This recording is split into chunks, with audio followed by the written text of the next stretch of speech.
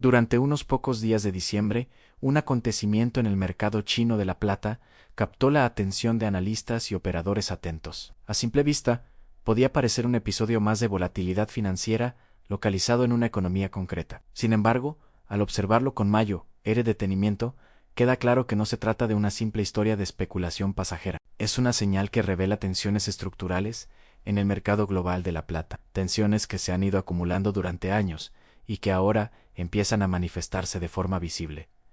China no es un actor secundario en este mercado, es el mayor centro industrial del mundo y uno de los principales consumidores de plata para usos productivos. Cuando en un país con este peso económico se produce una reacción tan brusca, no conviene interpretarla como un fenómeno aislado. Más bien, funciona como un indicador adelantado de desequilibrios más profundos entre oferta, demanda e instrumentos financieros diseñados para canalizar el interés de los inversores. Lo relevante de este episodio no es solo la rapidez con la que se pasó de la euforia al freno de emergencia, sino el contexto en el que ocurrió. La plata venía registrando un comportamiento excepcional, impulsada por una combinación de demanda industrial creciente, interés inversor y limitaciones persistentes en la producción. En ese entorno, cualquier punto de acceso concentrado al mercado se vuelve especialmente sensible a movimientos abruptos, sobre todo cuando millones de participantes intentan entrar al mismo tiempo. Desde Financials, el objetivo no es analizar este hecho como una curiosidad lejana ni como una advertencia cargada de dramatismo. La clave está en entender qué nos dice sobre la estructura real del mercado de la plata, cuando un solo evento obliga a intervenir para evitar distorsiones mayores. El mensaje de fondo es que las tensiones ya existían y simplemente encontraron un punto donde hacerse visibles. Esta introducción marca el punto de partida para un análisis más amplio. No se trata de anticipar movimientos de corto plazo ni de buscar explicaciones simplistas, sino de observar con atención cómo un episodio concreto puede ofrecer información valiosa sobre el equilibrio global de un metal estratégico. A veces, los mercados no hablan a través de grandes discursos, sino mediante reacciones rápidas que dejan al descubierto sus límites. Para comprender por qué este episodio es relevante, es necesario reconstruir con precisión lo ocurrido y, sobre todo, la velocidad a la que se desarrollaron los acontecimientos. En cuestión de días, el mercado pasó de una dinámica de subida, aparentemente imparable, a una intervención directa que alteró por completo el flujo de capital hacia la plata en China. Todo comenzó con un movimiento alcista que ya llevaba meses gestándose. A lo largo del año, la plata había registrado un rendimiento excepcional, superando con claridad a otros metales preciosos. Este avance no fue gradual ni discreto, se aceleró de forma notable en las últimas semanas, atrayendo la atención de inversores minoristas que hasta entonces habían permanecido al margen. El precio internacional alcanzó nuevos máximos, reforzando la percepción de que la tendencia seguía intacta. En ese contexto, el principal fondo chino, enfocado exclusivamente en la plata, empezó a experimentar entradas de capital cada vez más intensas. Durante varias sesiones consecutivas, el valor del fondo alcanzó el límite máximo diario permitido por el mercado, un comportamiento que ya indica una presión compradora extrema. No se trataba de un ajuste ordenado, sino de una carrera por obtener exposición antes de que el acceso se encareciera aún más. El punto crítico llegó cuando, tras varios días de subidas limitadas por regulación, se produjo una sesión de corrección igualmente abrupta. En un solo día, el fondo pasó del límite superior al límite inferior permitido, borrando de golpe buena parte del avance reciente. Este giro no fue consecuencia de un cambio repentino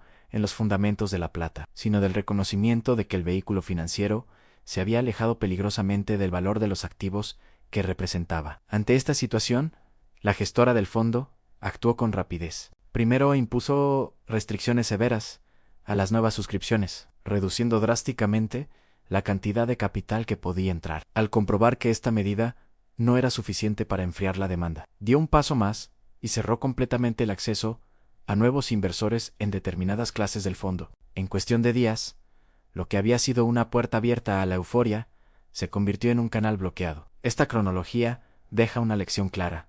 No fue un proceso lento ni previsible, fue una sucesión acelerada de decisiones forzadas por la intensidad del comportamiento del mercado. Y precisamente esa velocidad es lo que convierte este episodio en una señal que merece ser analizada con atención. Para entender por qué la situación se volvió tan extrema, hay que analizar el papel específico que este fondo desempeñaba dentro del ecosistema financiero chino. No era simplemente un producto más, entre muchos. Para el inversor minorista, representaba una de las pocas vías directas y accesibles para obtener exposición a la plata sin recurrir a mercados internacionales, a la compra física del metal o a estructuras complejas reservadas a participantes institucionales. Esta característica lo convirtió en un punto de concentración de demanda. Cuando el interés por la plata empezó a crecer con fuerza, prácticamente todo ese flujo se canalizó hacia un único vehículo. En mercados más abiertos, la presión suele repartirse entre múltiples fondos, derivados y productos financieros. En este caso, la falta de alternativas amplificó cada movimiento, tanto al alza como a la baja. La estructura del fondo también jugó un papel clave. Al estar vinculado a contratos de futuros y contar con distintas clases de participaciones, permitía a los inversores reaccionar con rapidez ante los cambios de precio. Para muchos participantes, especialmente los más activos, el fondo se convirtió en una herramienta de corto plazo, no en una inversión pensada para acompañar el ciclo completo del mercado. Esta dinámica incrementó la rotación y la sensibilidad a cualquier señal de impulso. A medida que la demanda se aceleraba, el precio de las participaciones empezó a separarse del valor real de los activos subyacentes. Este fenómeno no es inusual en mercados cerrados o con restricciones, pero en este caso alcanzó una magnitud poco habitual. La percepción de escasez de acceso pesó más que la valoración objetiva, y muchos inversores aceptaron pagar precios cada vez más altos con tal de no quedarse fuera. El resultado fue un círculo difícil de sostener. Cuanto mayor era la diferencia entre el precio del fondo y el valor de referencia. Mayor era el incentivo para entrar rápidamente, alimentando nuevas distorsiones. En lugar de reflejar de forma fiel el mercado de la plata, el fondo empezó a comportarse como un termómetro del apetito inversor local, desconectado de su función original. Esta combinación, acceso limitado, estructura flexible y demanda concentrada, explica por qué el fondo se convirtió en el epicentro del desequilibrio. No fue un fallo aislado, sino la consecuencia lógica de un diseño que bajo presión extrema terminó amplificando las tensiones existentes en el mercado. Para comprender la gravedad de lo ocurrido, es fundamental entender el concepto de prima. En términos sencillos, la prima es la diferencia entre el precio al que se negocia un producto financiero y el valor real de los activos que lo respaldan. En condiciones normales, esta diferencia existe, pero se mantiene dentro de márgenes razonables. Cuando se expande de forma descontrolada, suele indicar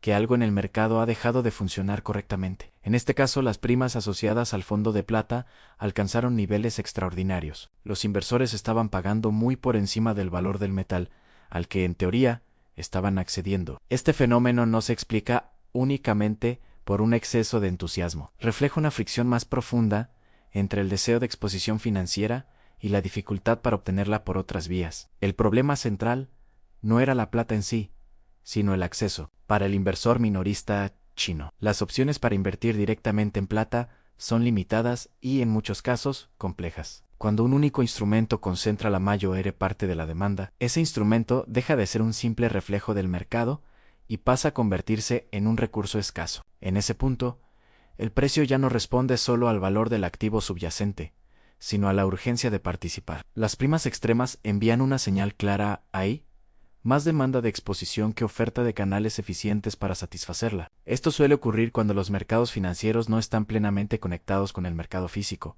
o cuando existen barreras regulatorias que impiden una rápida corrección. En lugar de ajustarse mediante arbitraje, la diferencia se agranda. Lo más revelador es que estas primas persistieron incluso después de las primeras medidas restrictivas. Aunque el precio del fondo corrigió, la brecha con respecto al valor real siguió siendo elevada. Esto indica que el interés subyacente no desapareció, simplemente quedó contenido. En términos prácticos, el mercado estaba diciendo que el acceso a la plata era más valioso que la propia referencia teórica de precio. En última instancia, las primas no son solo un dato técnico, son un síntoma. Revelan un mercado tensionado, donde la estructura financiera no logra absorber una demanda creciente en un contexto de disponibilidad limitada. Y cuando eso ocurre, las distorsiones no tardan en hacerse visibles. Más allá de los movimientos en los productos financieros, uno de los elementos más reveladores de este episodio se encuentra en el mercado físico de la plata en China. Aquí es donde se observa con mayor claridad la diferencia entre una distorsión puramente especulativa y una tensión real en la disponibilidad del metal. Cuando los precios financieros y los precios físicos se separan de forma persistente, el mercado está enviando una señal que conviene no ignorar. En el caso chino, la plata física comenzó a cotizar de manera consistente por encima de las referencias internacionales. Este sobreprecio no fue puntual ni anecdótico. Se mantuvo durante varios días y reflejó la dificultad para conseguir metal disponible de forma inmediata. A diferencia de los instrumentos financieros, el mercado físico no puede ajustarse con la misma rapidez.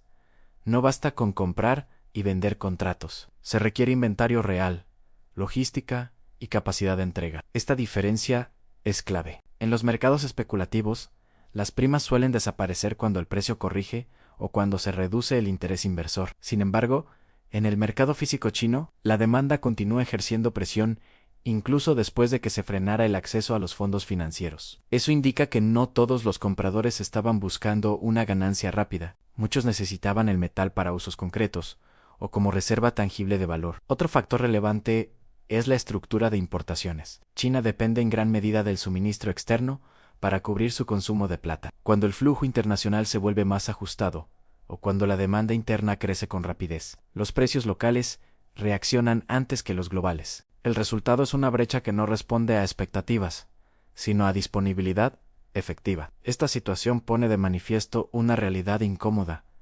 El mercado físico tiene límites claros, que no pueden ignorarse indefinidamente. A diferencia de los mercados financieros, donde la liquidez puede expandirse con facilidad. El metal físico es finito y requiere tiempo para llegar a destino. Cuando la demanda supera esa capacidad, el precio local actúa como válvula de ajuste. Por eso, estas brechas no deben interpretarse como simples excesos del mercado. Son una evidencia de que, al menos, en ciertos puntos del sistema, la plata es más difícil de conseguir de lo que sugieren los precios de referencia internacionales. Y esa escasez tangible es la base sobre la que se construyen muchas de las tensiones actuales. Para entender por qué la tensión en el mercado chino de la plata tiene implicaciones globales, es imprescindible analizar el papel que China desempeña en las principales industrias que dependen de este metal. No se trata únicamente de un gran consumidor más, sino del núcleo central de varias cadenas de producción estratégicas a nivel mundial.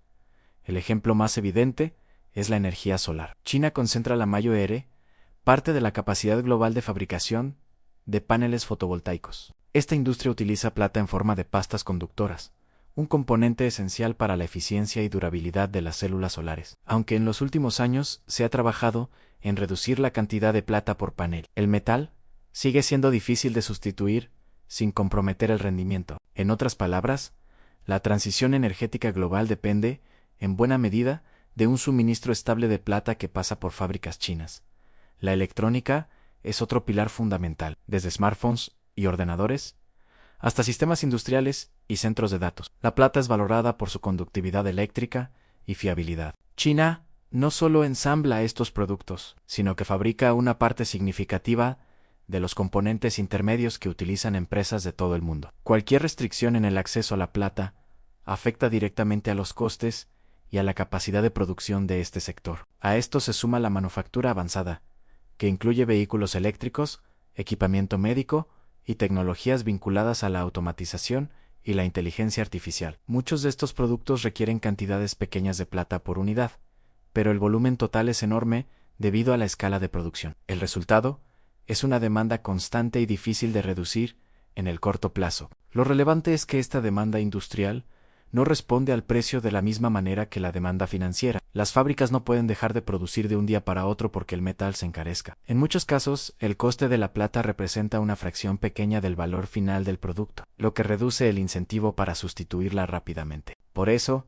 cuando China enfrenta tensiones en el suministro de plata, el impacto va mucho más allá de sus fronteras. No es solo un problema de inversores o de mercados financieros. Es una cuestión que afecta a sectores clave de la economía global. Y mientras estas industrias sigan creciendo, la dependencia de la plata seguirá siendo un factor estructural que condiciona el equilibrio del mercado. Uno de los errores más comunes al analizar el mercado de la plata es asumir que un aumento fuerte del precio llevará automáticamente a un incremento rápido de la producción. En la práctica, esto rara vez ocurre, y la razón principal está en la propia naturaleza de la minería de plata. A diferencia de otros metales, la plata no suele extraerse como objetivo principal, sino como subproducto de la explotación de cobre, plomo o zinc. Esta característica limita de forma estructural la capacidad de respuesta de la oferta, aunque el precio de la plata suba con fuerza. Las decisiones de producción dependen en gran medida de la rentabilidad de esos otros metales. Si los mercados de cobre o zinc no justifican una expansión,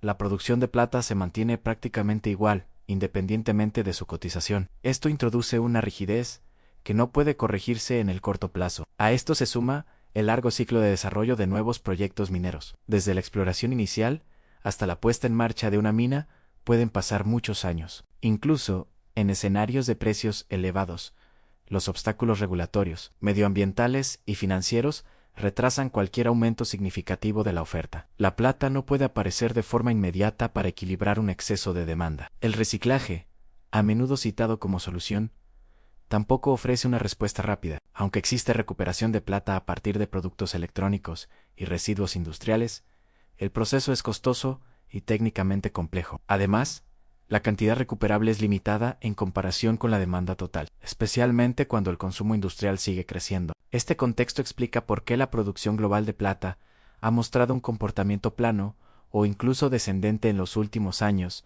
a pesar de un entorno de precios más altos. No se trata de falta de incentivos, sino de restricciones reales que afectan a toda la cadena de suministro. Cuando se combinan estas limitaciones con una demanda industrial creciente y un renovado interés inversor, el resultado es un mercado estructuralmente ajustado. La oferta no puede expandirse con la rapidez necesaria para absorber choques de demanda, y esta falta de elasticidad es una de las razones fundamentales por las que episodios como el ocurrido en China no deben interpretarse como anomalías, sino como manifestaciones de un equilibrio cada vez más frágil. Un elemento decisivo en la aceleración de este episodio fue el papel que jugaron las plataformas sociales chinas. En los últimos años, estas aplicaciones han dejado de ser simples espacios de entretenimiento para convertirse en canales de transmisión de información financiera a gran escala. Lo ocurrido con la plata es un ejemplo claro de cómo este fenómeno puede amplificar los movimientos de mercado en muy poco tiempo. En determinadas plataformas comenzaron a circular contenidos explicativos dirigidos al inversor minorista. No eran análisis técnicos complejos ni informes especializados, sino guías prácticas, visuales y fáciles de seguir. Paso a paso, se mostraba cómo acceder al fondo, cómo operar entre distintas clases de participaciones y cómo aprovechar diferencias de precio en plazos muy cortos. Este tipo de contenido, por su formato y lenguaje, resultó especialmente atractivo para un público amplio que hasta entonces no participaba activamente en mercados de materias primas. La clave está en la velocidad y el alcance. Cuando miles o incluso millones de usuarios reciben el mismo mensaje al mismo tiempo, el efecto colectivo puede ser muy potente. La toma de decisiones deja de ser individual y pasa a estar condicionada por una dinámica de imitación. La percepción de oportunidad se refuerza con cada publicación viral, creando un ciclo de retroalimentación difícil de detener. Desde el punto de vista regulatorio, este escenario plantea riesgos evidentes, no solo por la posibilidad de pérdidas significativas para inversores sin experiencia, sino porque el comportamiento coordinado puede distorsionar gravemente la formación de precios. Los gestores del fondo observaron cómo la demanda se disparaba impulsada por estrategias compartidas públicamente, sin relación directa con los fundamentos del mercado. Esta situación encendió las alarmas. Las autoridades financieras en China son especialmente sensibles a episodios en los que la especulación minorista se extiende de forma descontrolada, recordando experiencias pasadas con consecuencias negativas. El temor no era únicamente la volatilidad puntual, sino el riesgo de un ajuste brusco que afectara la confianza en el sistema financiero. Lo ocurrido demuestra que las redes sociales se han convertido en un nuevo actor del mercado. No sustituyen a los fundamentos, pero pueden acelerar y magnificar las reacciones, cuando esta fuerza se concentra en un producto con acceso limitado. El resultado es una presión que supera los mecanismos habituales de control, obligando a una intervención rápida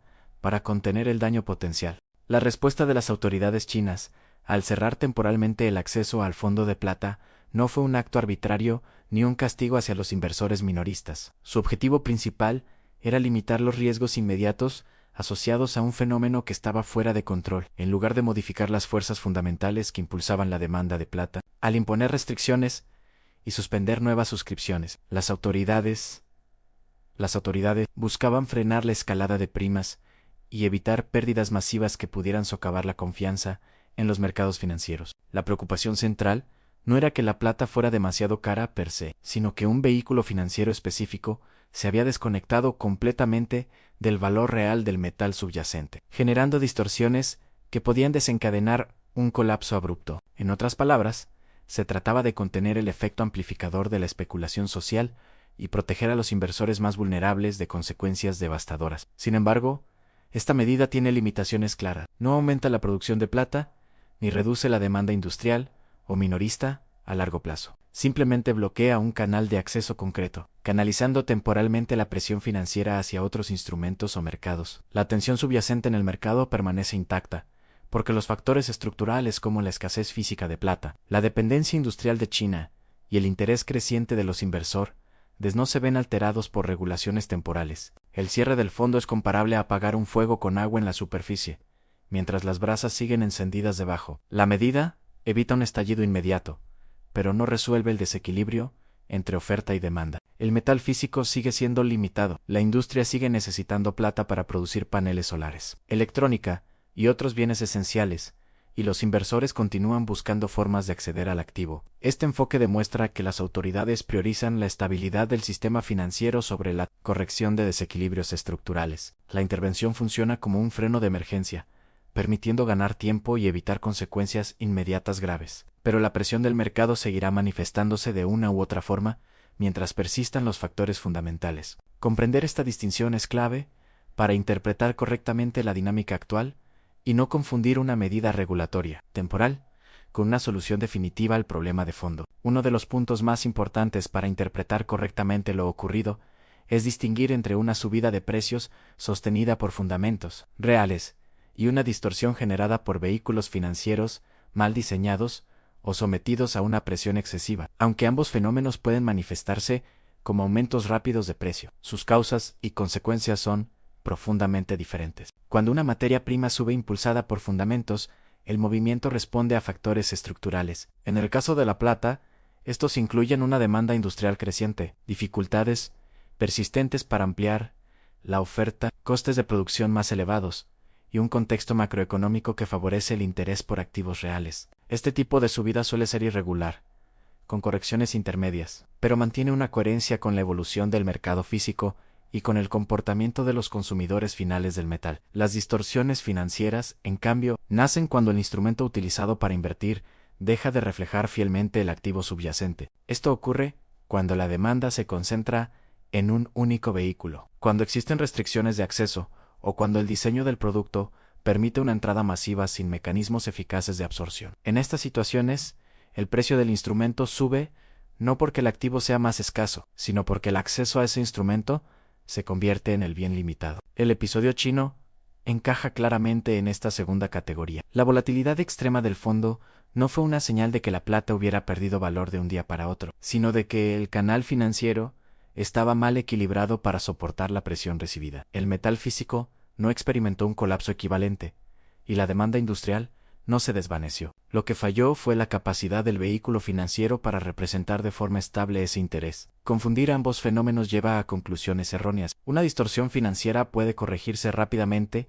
mediante intervención o restricciones, mientras que una subida basada en fundamentos solo se revierte si cambian las condiciones reales del mercado. En este caso, la corrección fue técnica, no estructural. Entender esta diferencia es esencial para analizar la plata con criterio. Los movimientos bruscos en productos financieros no invalidan necesariamente la narrativa de fondo. Al contrario, muchas veces revelan que el mercado real está sometido a tensiones que los instrumentos disponibles no consiguen canalizar de manera eficiente. Más allá de la volatilidad puntual y de los titulares llamativos, el episodio chino deja una serie de lecciones estructurales que ayudan a comprender el mercado de la plata desde una perspectiva de largo plazo. No se trata de extraer conclusiones rápidas, sino de identificar patrones que pueden repetirse en otros contextos y momentos. La primera lección es que el acceso importa tanto como el precio. Cuando los canales para invertir o adquirir un activo son limitados, la presión no desaparece, se concentra. Esta concentración aumenta la probabilidad de distorsiones y de intervenciones abruptas. En el mercado de la plata, donde el acceso directo al metal físico no siempre es sencillo, los vehículos financieros adquieren un peso desproporcionado y con ello una fragilidad mayor. La segunda lección es la desconexión potencial entre mercados financieros y mercado físico. Los precios de referencia globales ofrecen una visión agregada, pero no siempre capturan las tensiones locales. Cuando un país con un peso industrial tan grande como China experimenta dificultades de suministro o sobreprecios persistentes, esa información es relevante, incluso si no se refleja inmediatamente en los gráficos internacionales. Otra enseñanza clave es la rigidez de la oferta. A diferencia de otros activos financieros, la plata no puede producirse bajo demanda. La minería responde lentamente y depende de factores ajenos al propio metal. Esto convierte cualquier aumento sostenido de la demanda en un desafío estructural, no en un simple desequilibrio temporal. El episodio también muestra el nuevo papel de los inversores minoristas coordinados a través de plataformas digitales. Su capacidad para mover grandes volúmenes en poco tiempo obliga a repensar cómo se diseñan y regulan los productos financieros ligados a materias primas. No es un fenómeno pasajero, sino una característica del mercado actual. Por último, el caso chino recuerda que las intervenciones no eliminan los fundamentos. Pueden calmar la superficie, pero no cambian la realidad subyacente. Para quien analiza la plata más allá del corto plazo, estas lecciones ofrecen un marco más sólido que cualquier movimiento puntual de precios, lejos de interpretarse como un episodio aislado o como una señal de que el mercado de la plata ha llegado a un límite artificial. Lo ocurrido en China puede leerse como una confirmación de las tensiones que probablemente marcarán los próximos años. No fue un colapso provocado por un exceso puntual de entusiasmo, sino una reacción a una estructura que ya venía operando bajo presión. El elemento clave es que la intervención no surgió porque la demanda desapareciera, sino porque se volvió demasiado visible en un punto concreto del sistema. El cierre del acceso al fondo no eliminó el interés por la plata, simplemente lo contuvo. Esto sugiere que la energía que impulsa al mercado sigue presente, aunque temporalmente canalizada de forma distinta. Desde una perspectiva estructural, el mensaje es claro. La combinación de demanda industrial creciente, rigidez en la oferta y limitaciones en los canales financieros crea un entorno propenso a episodios de fricción. Cuando uno de esos canales se satura, el ajuste no se produce de manera suave, sino a través de decisiones abruptas que buscan ganar tiempo. Este patrón no es exclusivo de la plata, pero en este metal resulta especialmente evidente por su doble naturaleza: activo industrial, esencial y refugio financiero alternativo. Además, el caso chino pone de manifiesto que los precios de referencia internacionales no siempre reflejan las tensiones locales. Las brechas entre mercados financieros y físicos, así como entre regiones, pueden ampliarse cuando la disponibilidad real se convierte en el factor limitante. En ese contexto, los episodios de intervención no contradicen la narrativa de escasez, la refuerzan. Para el análisis de largo plazo, este evento funciona como una señal temprana. No anticipa necesariamente una subida lineal, ni movimientos inmediatos, pero sí sugiere que el equilibrio del mercado es frágil. Cada vez que la demanda se acelera, el sistema revela sus límites operativos. Desde Financex, la conclusión no es alarmista ni definitiva. Es una invitación a observar el mercado de la plata con una mirada más amplia, entendiendo que este tipo de episodios no niegan las tensiones futuras, sino que las hacen visibles antes de que se reflejen plenamente en los precios globales.